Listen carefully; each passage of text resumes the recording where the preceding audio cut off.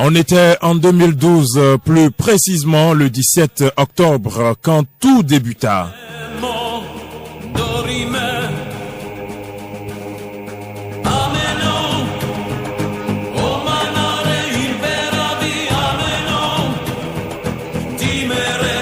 Mercredi 17 octobre 2012, le chef de l'État, président en exercice de l'Union africaine, était à Bruxelles avec une délégation composée entre autres de Dame Zouberat Kora, sa nièce, et le docteur Ibrahim Cissé, son médecin spécial. Vendredi 19 octobre 2012, retour du président avec la délégation à Cotonou. Dimanche 21 octobre, le ministre Moudjahidou Soumanou a été interpellé pour le motif d'avoir tenté, a-t-on dit, d'empoisonner le chef de l'État.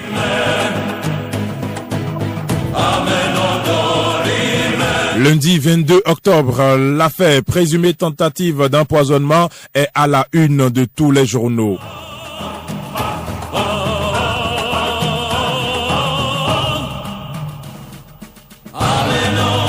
Mardi 23 octobre 2012, le juge d'instruction du 6e cabinet du tribunal de première instance de Cotonou, Angelo Djidjoro Oussou, a écouté Dame Zoubera Kora, le docteur Ibrahim Cissé et l'ancien ministre du Commerce et directeur de Sodeco, Moudjahidou Soumanou. Les intéressés auraient avoué les faits à eux reprochés.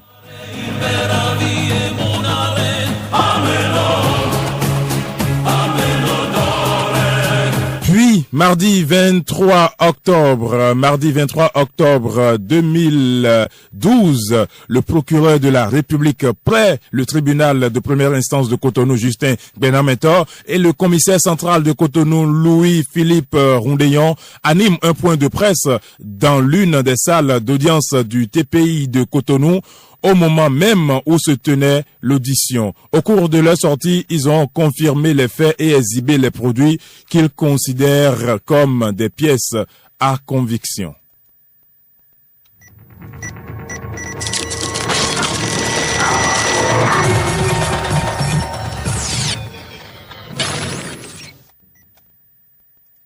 Talon. Ce dernier a réussi à convaincre la dame Zouberat Kora pour qu'elle administre au chef de l'État des produits qui lui seront remis par le médecin personnel du chef de l'État, à savoir le docteur Ibrahim Cissé. Elle devrait accomplir cette mission contre la somme de 1 milliard de francs. À son retour à l'hôtel où logeait la délégation présidentielle, elle aurait informé le docteur Cissé du projet de M.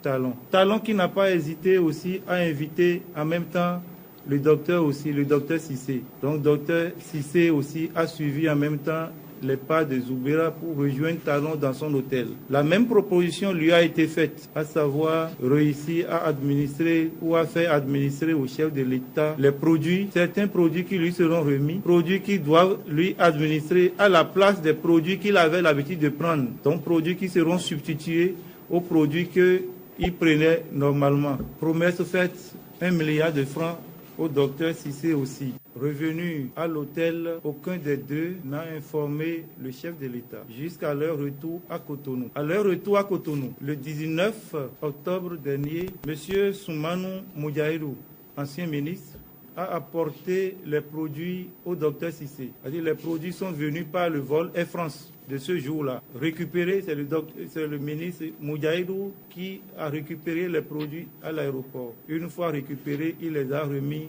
au docteur.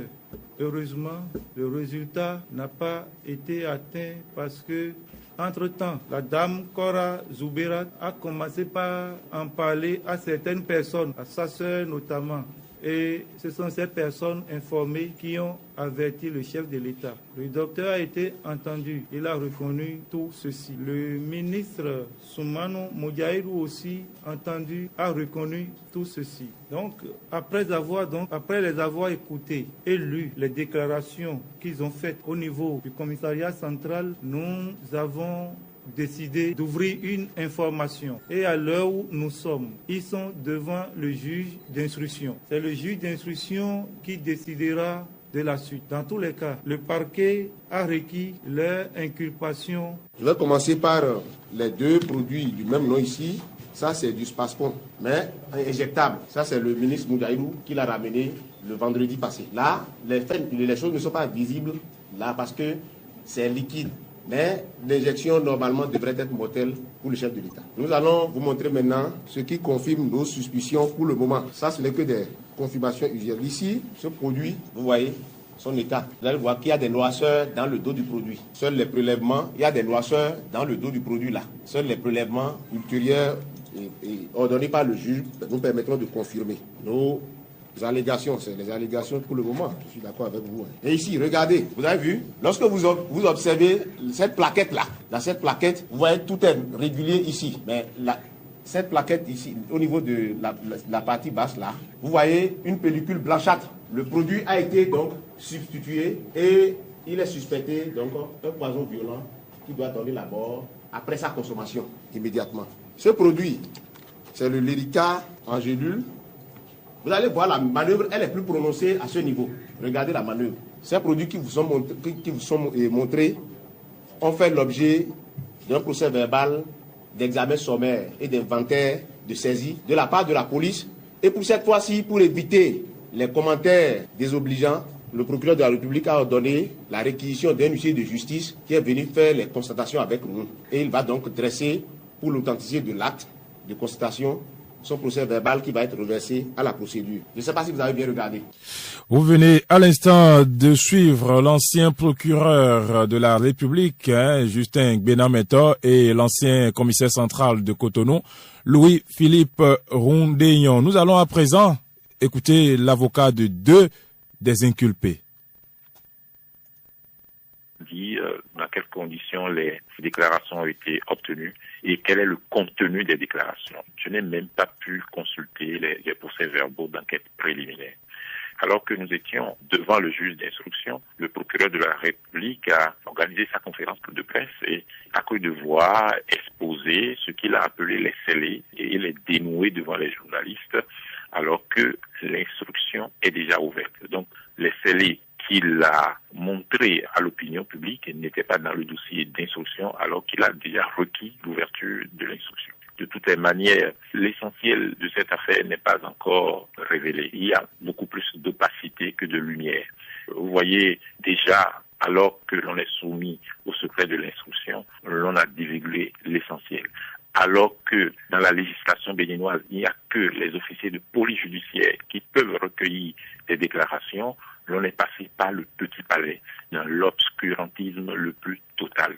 Et donc il y a suffisamment d'éléments qui laissent penser que le complot peut-être il existe, mais de quel côté on ne peut le dire pour le moment.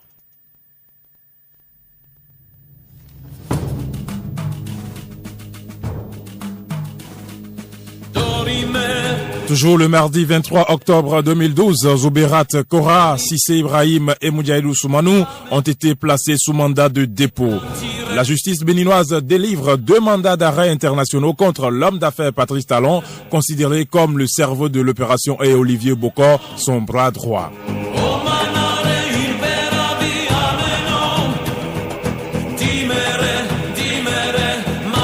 Jeudi 25 octobre 2012, Moudiaïlou Soumanou, Dr Cissé et Zoubera Kora sont déposés à la prison d'Akomisérité.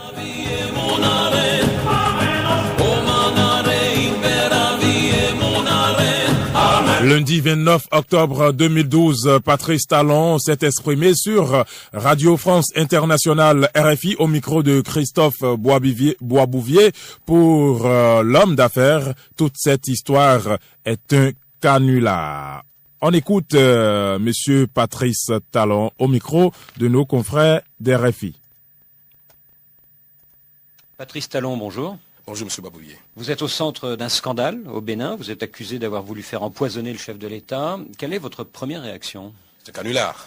C'est un canular qui n'est pas le premier, qui n'est peut-être pas le dernier. Vous savez, le ridicule ne tue pas au Bénin. Je suis l'ennemi numéro 1 du président. Et au lieu de construire les choses les plus grotesques pour mettre M. Talon sous cloche, Dieu fasse que le président retrouve ses esprits et qu'il sache qu'après le pouvoir, la vie continue et qu'il retrouve le calme. Alors on va revenir à cette énorme affaire de tentative d'empoisonnement. Mais ce qu'il faut dire d'abord, Patrice Talon, c'est que le président Boni Yayi et vous-même, vous êtes brouillés depuis un peu plus d'1 an et qu'avant cette brouille, vous étiez très proches. Est-ce que vous avez sponsorisé les campagnes électorales du candidat Boni Yayi en 2006 et 2011 ? Je ne vais pas le cacher, c'est réel. J'ai été un sponsor du président Yayi Boni, comme tant d'autres. Je l'ai conseillé, introduit là où j'ai pu pour sa conquête du pouvoir, effectivement, en 2006, puis en 2011. Après la victoire de Boni Yayi, vous avez décroché de gros marchés, comme la gestion du PVI, le programme de vérification des importations au port de Cotonou. Mais il y a quelques mois, vous avez perdu ce marché. Pourquoi ? Pour moi, c'est peut-être une punition. Est-ce pour la même raison que vous avez perdu le monopole sur les importations d'intrants, les engrais, les insecticides dans le secteur du coton ? Je peux dire oui que toujours à titre de punition, il a été décidé brutalement d'arrêter l'intervention du privé dans ce secteur qui relève désormais des activités privées au Bénin depuis bientôt 2 décennies. Donc tout a été arrêté du jour au lendemain. Bon, mais c'est pas la première fois. J'ai déjà été dans le passé suspendu comme ça arbitrairement pendant 2 ans. J'ai attendu. Vous savez, quand on sait qu'on est bon, on attend le retour de la vérité. Donc je suis habitué. Il faut accepter aussi de connaître ce genre de déconvenus et être patient. Ça, je sais le faire. C'est l'histoire du surintendant Fouquet sous Louis XIV. Vous êtes devenu trop riche, trop puissant ? C'est à croire, mais je pense que mon malheur, c'est être des fois un peu trop indépendant, de ne pas mettre ma personne totalement au service de quelque chose auquel je ne crois pas. Trop indépendant, dites-vous. Est-ce que ces derniers mois, le chef de l'État vous a demandé des services que vous avez refusé de lui rendre ? Vous savez, c'était un secret de polichinelle. Je vais vous le dire, et tout le monde le sait. Dès que le président Yayi Boni a été réélu en 2011, sa principale préoccupation était de réviser la Constitution. Pour pouvoir se représenter en 2016. Voilà, pour rester au pouvoir, se représenter. Donc, le président m'a sollicité pour que j'accompagne son nouveau projet politique en utilisant mes relations, mes moyens pour obtenir auprès de l'Assemblée le nombre de députés qu'il faut pour voter ce genre de modification qui nécessite une majorité qualifiée. Mais j'ai résisté. Comme nous sommes quand même des amis, j'ai pu lui faire comprendre que ce n'était pas indiqué, que ce n'était pas faisable et que ce n'était pas bien. Même si j'avais voulu, ça n'aurait pas marché. Parce que le peuple béninois est attaché à sa démocratie. Et donc, j'ai refusé. Mais est-ce que le président ne vous soupçonne pas de soutenir un de ses rivaux potentiels ? Mais il me l'a dit. Il m'a dit en face. Vous savez, je suis à un point où je peux dire certaines choses. Vous savez, le président m'a dit un jour, aux dernières discussions que nous avons pu avoir, yeux dans les yeux, Patrice, tu sais, tu cours un risque en me résistant, parce que je suis après tout le président de la République du Bénin. Le président doit être ton père, ton frère ou même ton fils. Il faut savoir qu'un chef d'État peut être dangereux pour toi. Révise ta position et je suis encore là. C'était quand cette dernière conversation ? C'était en novembre-décembre 2011. Il y a un peu moins d'1 an. Un peu moins d'1 an. Alors revenons à l'affaire judiciaire du moment. Ce qui est frappant dans les déclarations du procureur de Cotonou, c'est le luxe de détail. Il vous accuse d'avoir soudoyé la nièce et le médecin personnel du chef de l'État pour que ceux-ci administrent au président des médicaments toxiques. Qu'est-ce que vous répondez ? Vous savez qu'au Bénin, je ne suis pas ma première accusation. Ça fait la énième accusation de tentative, de déstabilisation, de coup d'État, de l'élimination de Yayi Boni par son pire ennemi qui est M. Talon. Vous savez, on a déjà déclaré sur les antennes que M. Talon a détourné 12 milliards de subventions. Puis on a dit après, il est allé braquer les caisses. M. Talon lui-même, en personne, est allé braquer les caisses de la douane. Il a pris 2 milliards dans une fourgonnette, il est parti. Ça a été dit par le gouvernement. Puis après, ce canular aussi est passé. Après, on a dit tentative de coup d'État, de déstabilisation. Ça a été dit par le président lui-même le premier ou dernier. Puis, on finit par dire là, ça y est, il veut tuer le président et il a organisé avec son médecin, sa nièce, était telle personne. Il faut le mettre la main dessus. Je ne vais pas oublier. Je suis parti de Cotonou il y a 1 mois par la brousse. J'ai fui parce que le haut commandement a été instruit, militaire, a été instruit par le président de m'arrêter il y a 1 mois. Et heureusement qu'on m'a appelé, on m'a dit partez du pays tout de suite parce que dans 1 heure ou plus tard, on viendra vous chercher. Donc, ce qui est surprenant, ce n'est pas le fait qu'on m'accuse d'une énième tentative de coup contre Yayi Boni. Ce qui est surprenant, c'est le caractère ultra grotesque de ce scénario. Alors, cela dit, on imagine que comme vous étiez très proche du chef de l'État, vous avez croisé très souvent la nièce et le médecin personnel du chef de l'État. Je connais bien tout ce monde-là, très bien, tout le monde le sait. Est-ce que vous avez rencontré la nièce du chef de l'État le 17 octobre dernier dans un hôtel de Bruxelles ? Le nombre de personnes, membres de sa délégation qui me fréquentent, et lors de la visite du président Yayi Boni donc à Bruxelles, le nombre de personnes sont venus me voir. C'est bien au-delà de ce qu'on cite et ils le savent très bien. Et c'est pas la première fois. Vous savez, une telle relation ne manque pas de tentatives, de conciliation, de réconciliation. Dites-lui telle chose, faites ceci pour échapper à ça. Donc, c'est un quotidien. Et dites-vous aussi que je suis parfois demandeur aussi, parce que c'est pas facile quand on n'est pas bien dans son pays, on n'est pas bien avec le chef. On essaye par tous les moyens que les choses ne restent pas là. Ce qui est sûr en tout cas, c'est que depuis une semaine, 3 proches du président, dont sa nièce, sont inculpés pour tentative d'assassinat et sont en prison. Est-ce que vous pensez qu'ils ont réellement tenté d'empoisonner le chef de l'État ? Mais non. Maintenant, quel est le scénario des manipulations de qui, de quoi? Bon, j'ai mon idée là-dessus, mais c'est pas dans nos habitudes au Bénin, ce genre de choses. Mais alors, s'ils n'ont pas comploté contre le chef de l'État, sont-ils les complices du pouvoir dans une machination contre vous-même ? Vous savez, tous ceux qui connaissent le président savent qu'il peut utiliser n'importe quoi et n'importe qui pour arriver à ses fins. C'est triste. Je ne vais pas dire plus. Et c'est pas la première fois que je suis victime de manipulation. Un mandat d'arrêt international est lancé contre vous. Est-ce que vous craignez d'être arrêté dans un pays de refuge et d'être livré aux autorités béninoises ? Vous savez, je compte bien sûr, dans tous les cas, répondre aux accusations. Ceux qui me connaissent me jugent parfois de téméraire, mais je ne suis pas casse-cou. Je prendrai donc les précautions juridiques à ma portée pour répondre aux accusations, mais sans mettre ma vie en danger. Patrice Talon.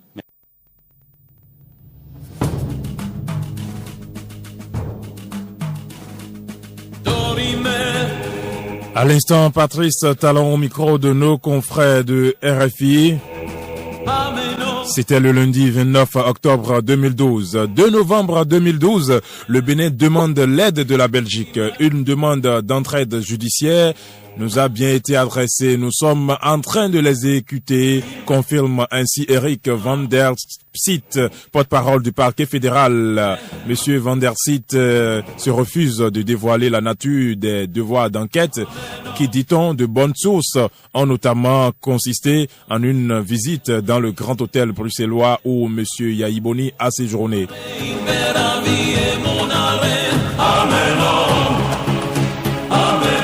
6 novembre 2012, arrestation de monsieur Bachirou Adjani Sika, garde de corps du président de la République, toujours pour l'affaire d'empoisonnement. Il aurait continué par échanger avec Talon. Vendredi 9 novembre 2012, le chef de l'État a reçu la visite du juge d'instruction au palais de la République. Durant plus de 4 heures d'horloge, le président Yayi Boni a répondu aux questions du juge Angelo Oussou en charge de l'affaire. Et puis le samedi 10 novembre 2012, première déclaration officielle de Yayi Boni au sujet de l'affaire. Je cite, « Aucun homme ne peut me tuer ». 7 décembre 2012, le docteur Ibrahim Maman Sissé, l'ancien médecin personnel du chef de l'État, écroué à la prison d'Apro-Missérété dans l'affaire de tentative d'empoisonnement du chef de l'État, est sorti de son mutisme. Par l'entremise de ses avocats qui ont animé une conférence de presse le vendredi 7 décembre 2012 au Kodiam à Cotonou, il a rendu public une lettre ouverte adressée au chef de l'État. Il nie avoir mis à contribution le directeur de cabinet d'alors du ministère de la Défense nationale, le général de brigade Semegan Kokou Legba et le commandant Tchabi Serge du 1er bataillon pour un pardon à Yayi.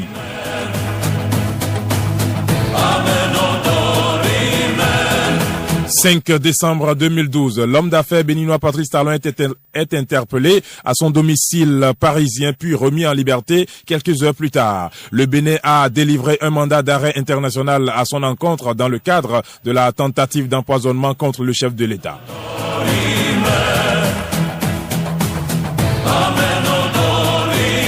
22 février 2013, Johannes Dagnon, cousin de Patrice Talon, et le chef d'escadron Pamphile Zomaou sont arrêtés, gardés à vue par la gendarmerie pour tentative de coup d'État contre Yayi. Après plusieurs jours de garde à vue, ces 2 présumés qui seraient des complices de Talon seraient incarcérés. Un mandat d'arrêt international est à nouveau lancé contre Talon et Bokor. 17 mai 2013, le juge Angelo Oussou prononce des ordonnances de non-lieu dans les 2 affaires de tentative d'empoisonnement du chef de l'État et de coup d'État manqué et demande la libération immédiate des personnes arrêtées. Le procureur Gbenametor et les avocats de le procureur Gbena Mentor, voilà, et les avocats de l'État saisissent la chambre d'accusation de la Cour d'appel de Cotonou le 22 mai 2013. Suite à la demande d'extradition des hommes d'affaires Talon et Bokor, la Cour d'appel de Paris demande des compléments d'information à l'État béninois pour pouvoir plutôt fixer définitivement les uns et les autres. Le dossier est renvoyé au 18 septembre 2013. Bon, mes chers amis, ce soir aux environs de 15h30, j'ai reçu du cabinet de juge d'instruction, pour être plus précis, du 6e cabinet d'instruction du tribunal de première instance de Cotonou, un avis m'informant de ce que le juge venait de rendre une ordonnance prononçant un non-lieu dans le dossier que vous connaissez tous, que l'on peut appeler dossier de l'empoisonnement, un non-lieu en faveur de tous les inculpés. Je dois dire que très honnêtement, très sincèrement, je ne croyais pas à cette décision, je ne croyais pas à l'information que j'ai reçue, ici même dans mon bureau, mais il fallait que je puisse me déplacer et prendre connaissance de l'avis et de l'ordonnance dans sa totalité, ce que j'ai fait. Je peux vous dire qu'à l'instant où je suis en entretien avec vous, appel est relevé de cette ordonnance de juge d'instruction, aussi bien par le procureur de la République que par moi-même. Et si je prends l'initiative d'intervenir aussitôt, c'est pour anticiper sur ce que vous pouvez imaginer, des informations tendancieuses, des informations qui pourraient tout simplement, à mon point de vue, s'analyser comme de pures intoxications. La qualité de la victime m'oblige donc à anticiper et à mettre certaines choses claires. La première chose, c'est que dès l'instant que l'appel est formé par le procureur de la République et par moi-même, tout repart à zéro. Nous reprenons tout à zéro. Et je peux rassurer les uns et les autres que nous n'avions pas, en tout cas en ce qui me concerne, je n'ai pas relevé cet appel pour rien. J'ai relevé l'appel parce que j'avais des raisons, des motifs réels de le faire. Premièrement, je crois, vous le savez bien, que c'est depuis le mois d'octobre 2012 que ce dossier est ouvert devant le tribunal de Cotonou et que les personnes concernées sont écrouées et poursuivies. Je pense que dès le premier jour que ce dossier a été confié au juge d'instruction, il avait déjà la latitude, le pouvoir légal, je vais dire, de dire, après avoir pris connaissance des faits, de dire tout simplement, ces messieurs-là, je ne les poursuis. Telle n'a pas été son attitude. Il a pris connaissance du dossier des officiers de police judiciaire que le procureur de la République lui a transmis. Il en a pris connaissance. Il a estimé que les faits à ses yeux et la procédure suivie jusque-là étaient en conformité avec la loi. Et alors, il a déféré aux réquisitions de monsieur le procureur de la République en inculpant les intéressés, mais surtout en les plaçant sous mandat alors qu'ils n'y étaient pas tenus. Vous comprenez que moi, je suis l'un des avocats de la partie civile.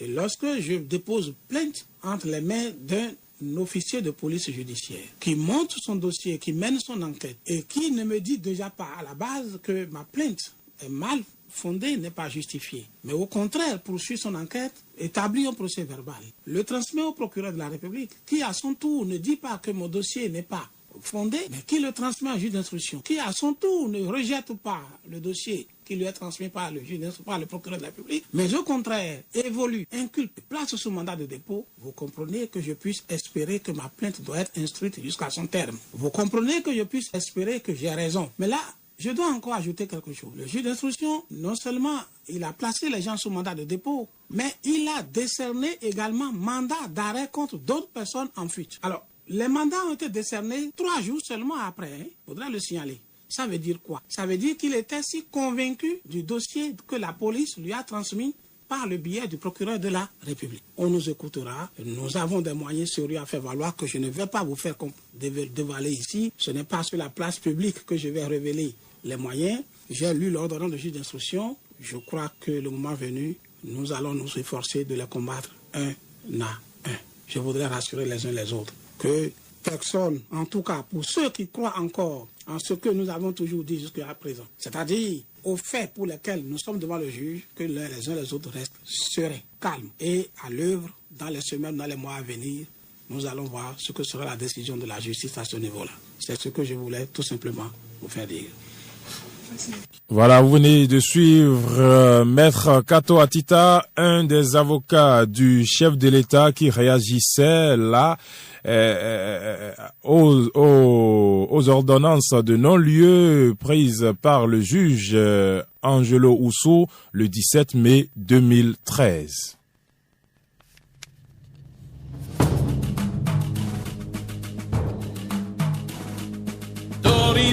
27 mai 2013, première audience de la Cour d'appel de Cotonou. Renvoi du dossier au 10 juin 2013. Les avocats du président Yayi Boni, avec à leur tête Maître Charrier Bournazel, donnent une conférence de presse à Cotonou.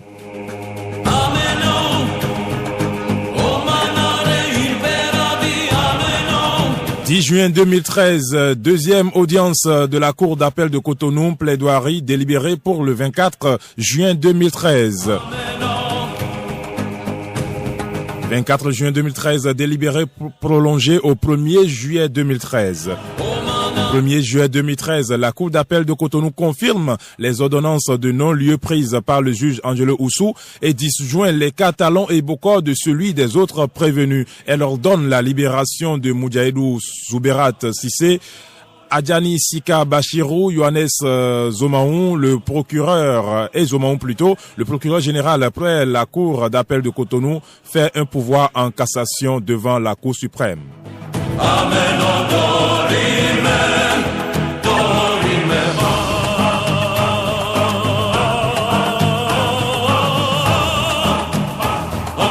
Monsieur Urbain Amembedji de la société civile réagit. La liberté est de droit. La détention est l'exception.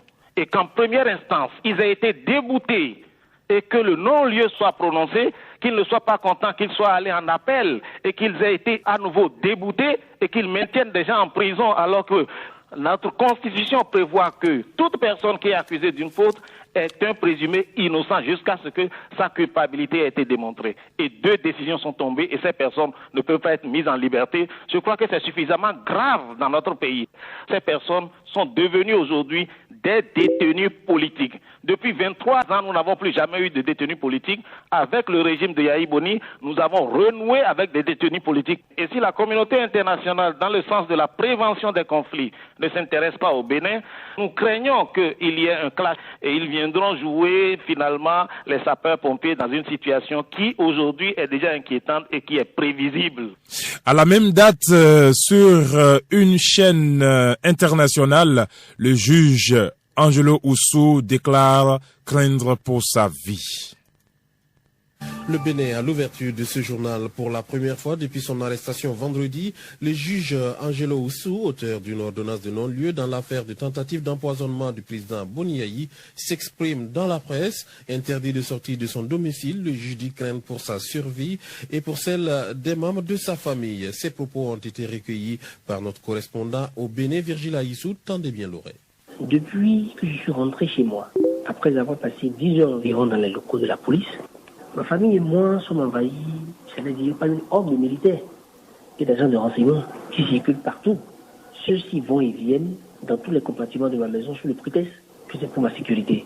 Ce sont des personnes habillées en civil, très armées, et en plus ils refusent de décliner leur identité à moi, dont ils prétendent assurer la sécurité. Face à tous ces mouvements suffisamment suspects, j'allais dire envahissants, et même psychologiquement dévastateurs pour les enfants qui sont dans ma maison, j'éprouve un profond sentiment d'insécurité.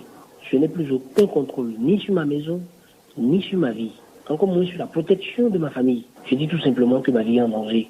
Tout l'arsenal mis en place, qui est censé assurer ma sécurité, est une grande source d'inquiétude, de peur permanente et de stress pour moi et ma famille. Avez-vous l'impression d'être assigné à résidence?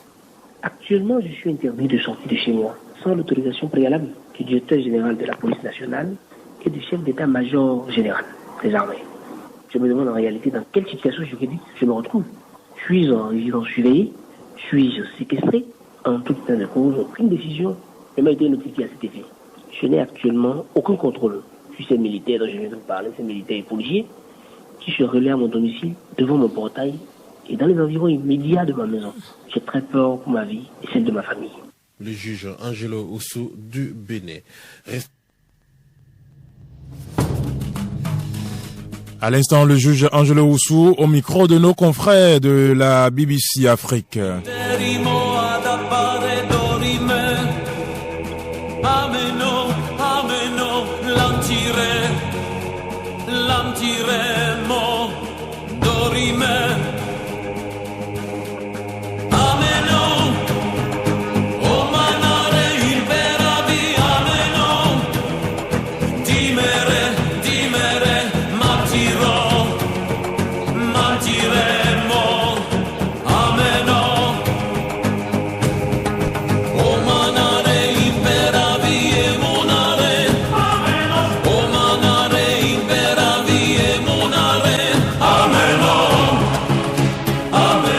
Le 3 juillet 2013, conférence de presse des avocats de Talon. Ils exigent l'application de la décision de la Cour d'appel de Cotonou. Mercredi 18 septembre 2013, la Cour d'appel de Paris renvoie sa décision concernant la demande d'extradition de Patrice Talon au 23 octobre. Je vous propose ici le traitement qu'a fait France 24 de cette affaire. Une guerre fratricide entre le président béninois Boni Yayi et son ancien bras droit se joue actuellement à Paris. Les autorités béninoises accusent Patrice Talon, richissime homme d'affaires béninois, d'avoir voulu tenter d'empoisonner le président. Patrice Talon, réfugié en France, a été placé sous contrôle judiciaire. Le Bénin réclame aujourd'hui son extradition. Verdict de la Cour d'appel de Paris le 22 mai. Tout de suite, retour sur une amitié qui a mal tourné et qui embarrasse aujourd'hui les autorités françaises. Marc Perelman, Marie Normand. Thomas Boni Yayi et Patrice Talon ont été proches, très proches. L'homme d'affaires soutient le président lors de ses campagnes victorieuses de 2006 et 2011. En retour, il obtient de juteux contrats pour l'exploitation du coton et du port de Cotonou. Mais il y a un an, le vent tourne. Talon perd ses contrats. Il est l'objet de 7 plaintes pour crimes économiques. Ce serait pour se venger que Talon aurait échafaudé une tentative d'empoisonnement. Vous avez vraiment été victime d'une tentative d'empoisonnement? Je le jure. Lorsque quelqu'un se dit « je veux avoir le porc, je veux avoir le coton, sinon je vous tue », l'homme d'affaires dénonce, lui, une vendetta politique. Il n'y a absolument aucune preuve. J'ai fait l'objet tout simplement d'un acharnement. On me trouve trop puissant. Selon Cotonou, tout s'est joué en octobre 2012. Cette vidéo d'une source béninoise montrerait Patrice Talon à son arrivée dans cet hôtel bruxellois. C'est là qu'il aurait demandé au médecin personnel et à la gouvernante du président d'ajouter des substances toxiques à ses médicaments habituels. La tentative échoue. Les conspirateurs présumés sont alors inculpés de tentative de meurtre et désignent Talon comme le commanditaire. Ce dernier est placé sous contrôle judiciaire en France. Le Bénin demande maintenant son extradition. Pour muscler leur dossier, les autorités béninoises font appel au FBI pour analyser le cocktail de médicaments en cause. Verdict, des produits potentiellement toxiques auraient été rajoutés au traitement habituel du président. Une autre analyse d'un laboratoire français, Toxlab, que France 24 a pu consulter, estime qu'en cas de surdosage, ces substances peuvent être mortelles. Une analyse partagée par ce biologiste parisien. Ce sont déjà des produits qui n'ont rien à faire dans la trousse de pharmacie d'un patient lambda à son domicile, qui à dose normale sont déjà potentiellement dangereux et à dose très élevée sont potentiellement mortels. Le camp Talon rétorque que les médicaments ont certes été manipulés, mais par les autorités de Cotonou. Oui, il y a eu une manipulation sur ces gélules pour tenter d'accabler Patrice Talon. Patrice Talon n'est poursuivi que pour des raisons politiques. Le motif, Patrice Talon s'opposerait à ce que le président modifie la Constitution pour pouvoir se représenter en 2016. Boni Yayi a toujours nié avoir de telles intentions. L'avocat parisien du chef de l'État béninois est confiant. Est-ce qu'il s'agit d'un État tyrannique avec un chef d'État qui voudrait à sa guise éliminer quelqu'un? Certainement pas. Donc l'extradition correspond dans sa demande telle qu'elle est formulée aujourd'hui aux garanties, aux précautions qu'un État démocratique doit prendre en cette matière. Le 22 mai, les juges français devront donc se prononcer sur cette extradition ou demander un complément d'information. Une fois les voies de recours épuisées, ce sera au pouvoir exécutif de trancher. Entre un chef d'État d'un pays allié dans la guerre au Mali et les exigences de la justice, Paris se retrouve face à un sacré dilemme.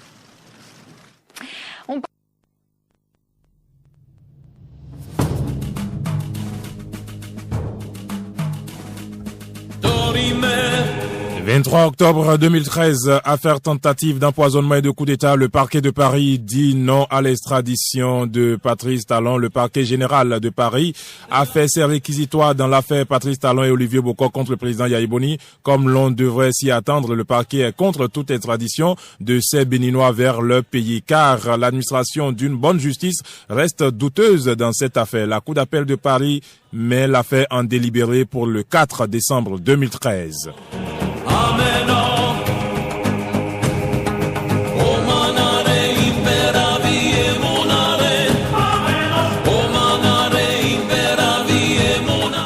Après l'audience du 23 octobre 2013, on écoute les impressions de quelques participants.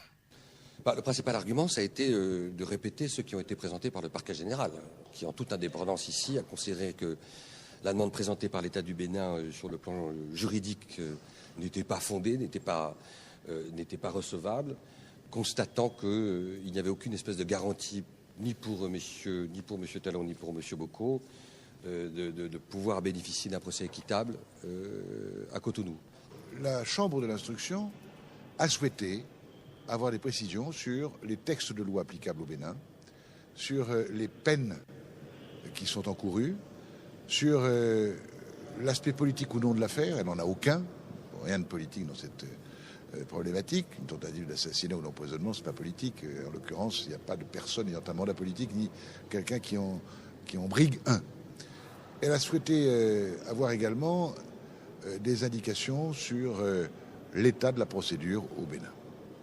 Elle a pu constater que la justice au Bénin est indépendante, puisqu'un non-lieu général a été d'abord ordonné. Ensuite, la Cour d'appel de Cotonou a infirmé le non-lieu, en partie, pour ce qui concerne les principaux intéressés d'aujourd'hui, ce qui veut dire qu'elle n'était pas de l'avis du juge d'instruction, tout en confirmant le non-lieu pour les autres. Et puis il y a un pourvoi en cassation du procureur général. Et la partie civile a suivi. Ça veut dire qu'il y a un vrai débat judiciaire au Bénin. S'il y a un vrai débat judiciaire, on n'a pas le droit de dire ou de laisser supposer que la justice béninoise marcherait au pas de loi. C'est faux. Et le Bénin, je le rappelle, est classé par l'Office français des rapatriés, des réfugiés et des apatrides, est classé parmi les 15 pays sûrs, c'est-à-dire dans lesquels personne n'a à craindre en raison de sa religion, de son ethnie, de sa couleur de peau ou de ses opinions politiques ou religieuses. Par conséquent, je suis très serein. L'extradition devra, à mon avis, être autorisée. C'est l'avis que doit rendre la Chambre de l'instruction. Et puis, sur place, il sera très facile à ceux qui se prétendent innocents de le démontrer en répondant aux questions qu'on leur posera, puisque d'autres ont répondu, ont eu un non-lieu. S'ils sont innocents, ils en auront un. Vous savez, dans la réalité, la question se pose de savoir si les charges existent encore, d'une part, et d'autre part, si le mandat d'arrêt international a encore une efficacité juridique. Et sur le premier volet, les charges n'existent plus parce que le non-lieu est un non-lieu à la fois en fait et en droit. Et donc, il y a une impossibilité juridique d'avoir revenu, même si M. Talon était remis à la justice béninoise. Et deuxièmement, vous voyez bien que le premier juge, le juge d'instruction, a prononcé la main levée du mandat d'arrêt international. Vous allez observer que l'arrêt de la chambre d'accusation de la Cour d'appel de Cotonou ne s'est pas prononcé distinctement sur le mandat d'arrêt levé par le juge d'instruction. De sorte qu'aujourd'hui, ce mandat d'arrêt est anéanti. Mais au-delà, vous savez que c'est la fin, progressivement, c'est la fin d'une fiction. Et comme toutes les fictions, la fin est toujours consacrée par la victoire de celui qui paraît être le bon. Je pense que le 4 décembre prochain, nous aurons la victoire du bien.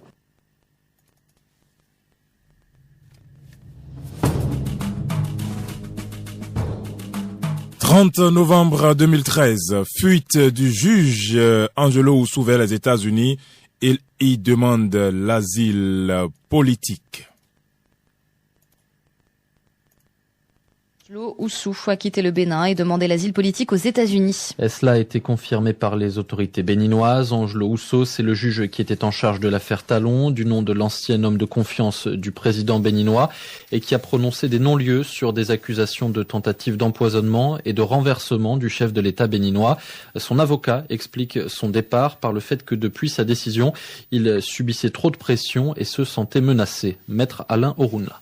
Ce départ est lié aux représailles dont le juge a été la victime, l'objet et la victime après avoir fait son devoir. C'est parce qu'il craignait pour sa vie qu'il a dû se résoudre à prendre cette décision et le chemin de l'exil. Le juge Oussou était l'objet de pressions psychologiques terribles parce que c'est d'abord un homme et un jeune homme contre lequel et sur lequel était focalisée toute l'attention des autorités et toutes sortes de menaces. Je crois que celles-ci ont fini par avoir raison de la solidité nerveuse que je lui connais et je pense que plus d'un homme aurait craqué.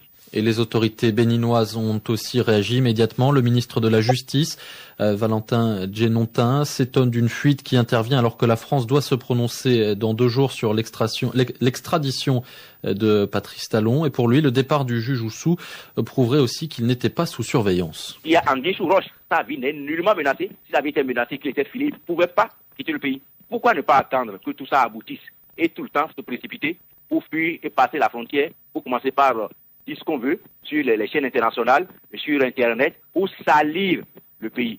Tous les actes qu'il pose poussent à penser qu'il y a quelqu'un qui est corrompu, quelqu'un qui a pris une décision qu'il ne veut pas assumer parce qu'il aurait été manipulé. Il y a la puissance de l'argent qui est en train d'agir dans ce système. Et le faire à 4 jours de l'audience à Paris, c'est comme s'il pensait qu'il pouvait influencer la décision de la justice française, qui est une justice indépendante, une justice professionnelle. Le ministre béninois de la Justice, joint par Pierre Pinto. Voilà, revue de presse sur RFI, la veille de la décision finale de Paris. C'est un coup de théâtre. Angelo Oussou, le juge d'instruction chargé des affaires des supposées tentatives d'empoisonnement et de coup d'État ayant visé le président Boni Yayi, est aux États-Unis depuis dimanche, où il a immédiatement demandé l'asile politique. C'est donc à ce magistrat, rappelle la Nouvelle Tribune, qu'avaient été confiés ces gros dossiers des supposés complots ourdis contre Boni Yayi par son ex-homme de confiance, Patrice Talon, avec l'aide de ses proches, nièces, anciens ministres, médecins personnels, commandants de gendarmerie, gardes du corps.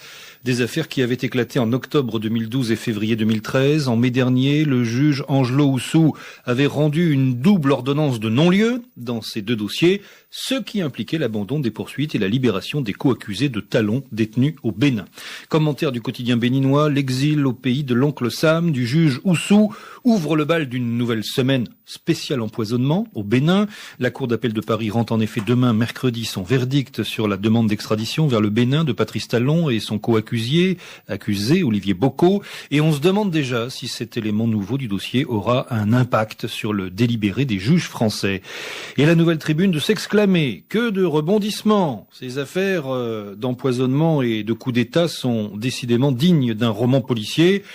Dommage que Gérard de Villiers ne soit plus là pour écrire SAS à Cotonou.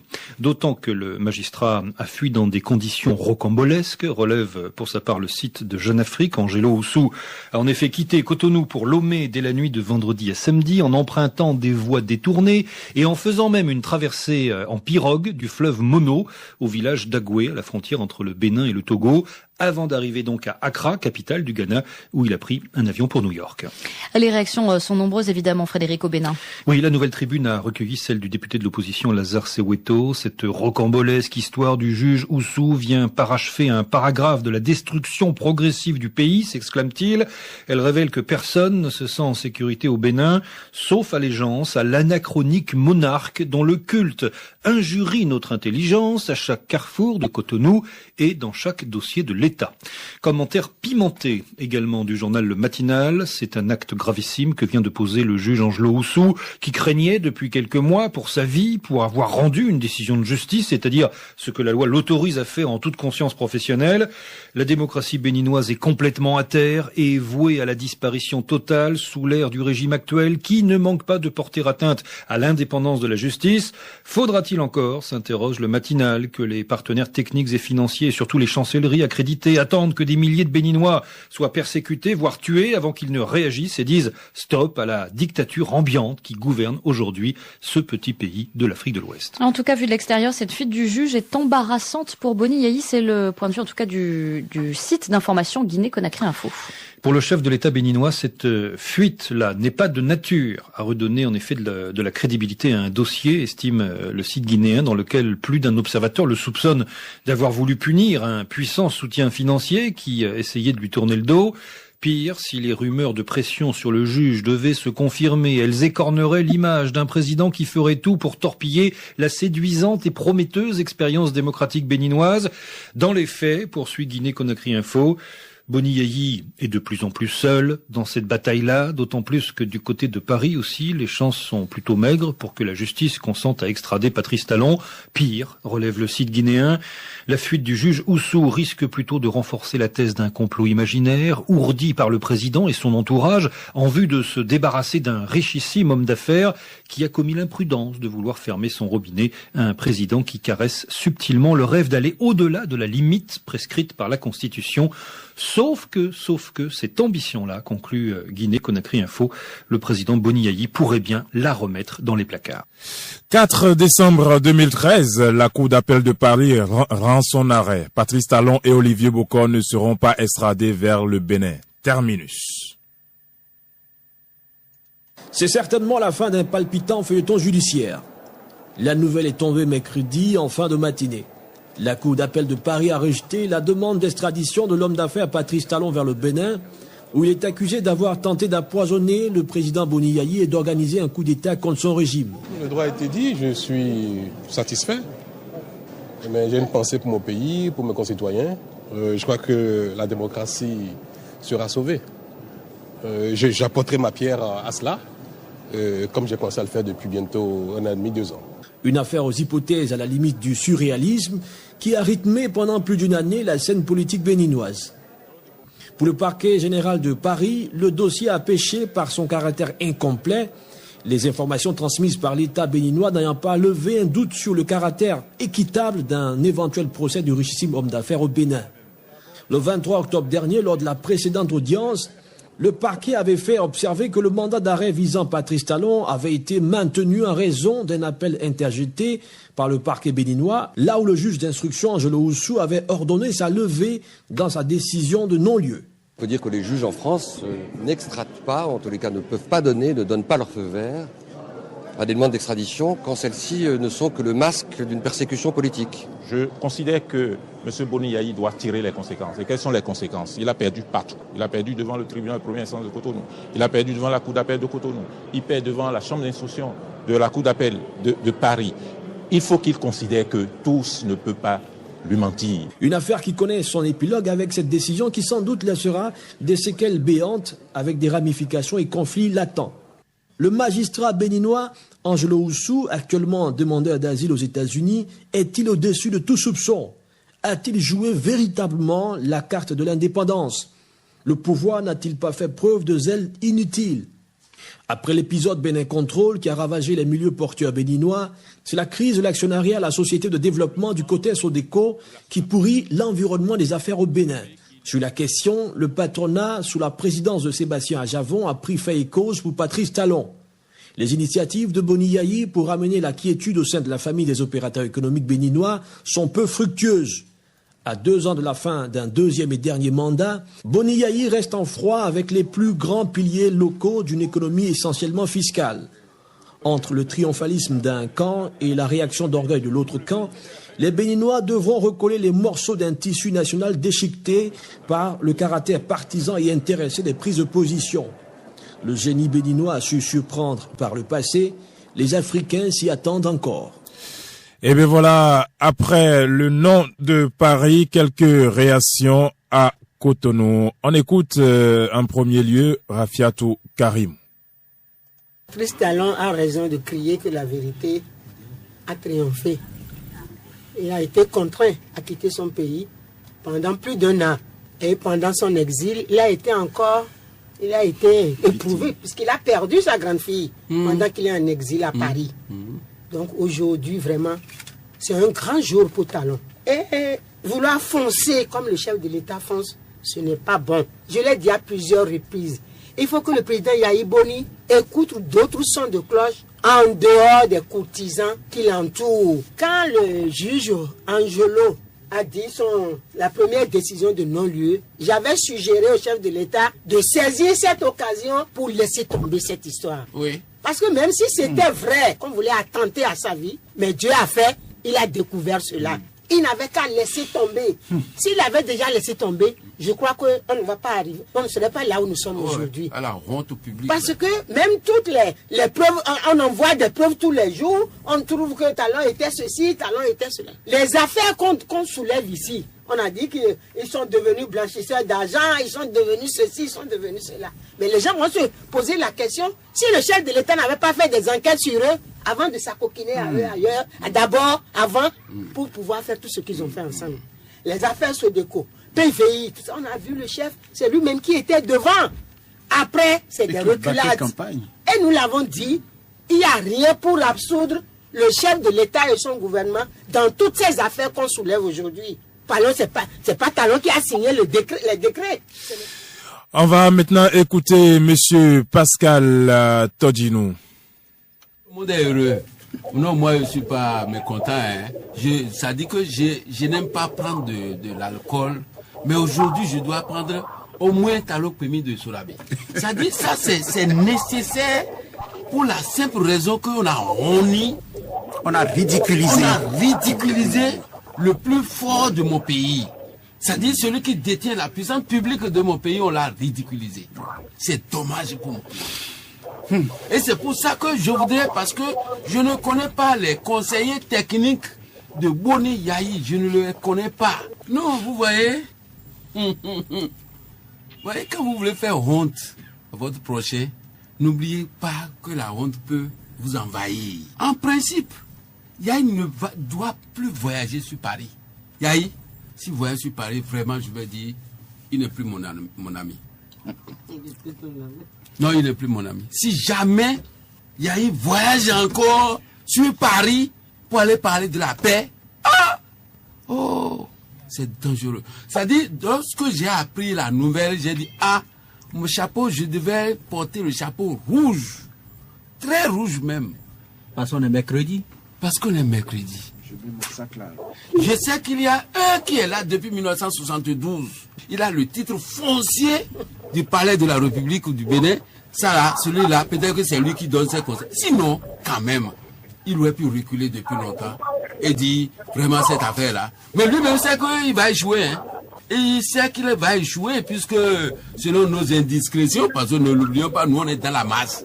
Nous on est dans la masse populaire pour emprunter le langage des révolutionnaires. Nous on est dans la masse populaire. Et tout ce qui se passe, nous l'avons dit à Yahi une fois. Lorsque ces journalistes écrivaient contre nous, on a dit non. Chaque fois qu'ils reçoivent des instructions du palais, avant que cela n'aille dans les journaux, nous on est déjà informés. N'est-ce pas? Donc, Yahi sait qu'il va échouer. Maître Orunla, avocat du juge Angelo Oussou. Nous venons d'avoir confirmation de ce que la demande d'extradition a été rejetée. Ce n'est pas forcément la victoire de Patrice Talon, mais c'est plutôt la manifestation de l'indépendance et de l'impartialité de la justice française par rapport à nos petites affaires. C'est la sanction d'une obstination ruineuse et inutile parce que cette démarche ne s'imposait pas. Enfin, c'est la confirmation d'une décision attendue. C'est la chronique d'une défaite annoncée parce que les lois de la République du Bénin, rien qu'à s'en tenir à elles, ne permettent pas à un pays comme la France d'extrader qui que ce soit. Et le comportement néfaste, nuisible, liberticide adopté par les autorités béninoises vis-à-vis de leurs propres ressortissants, Lionel Gbagbo, Talon, aujourd'hui juge Oussou et à qui le tour demain, ne plaidait pas en faveur d'une décision dans ce sens. J'espère que nos autorités vont prendre acte et vont prendre la mesure de se camoufler et se ressaisir et consacrer les 2 années qu'il reste à s'occuper de la misère du peuple béninois, Réaction de Maître Orunla à l'instant. Nous allons maintenant écouter Maître Jacques Migan. Je crois que Yahi Boni doit ramener la balle à terre. Yahi Boni doit comprendre enfin qu'il nous a vraiment ridiculisé. Il a ridiculisé tout le peuple béninois, puisque c'est lui qui a engagé en notre nom cette action qui ne devrait pas se faire.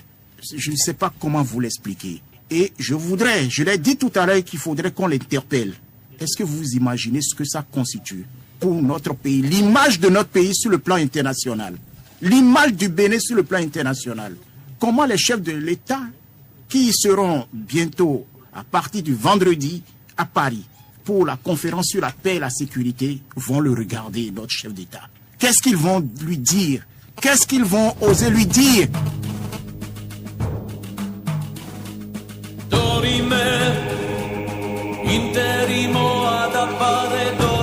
Eh bien voilà, c'était le point de cette histoire d'empoisonnement qui permettait à empoisonner la vie des Béninois pendant une année durant.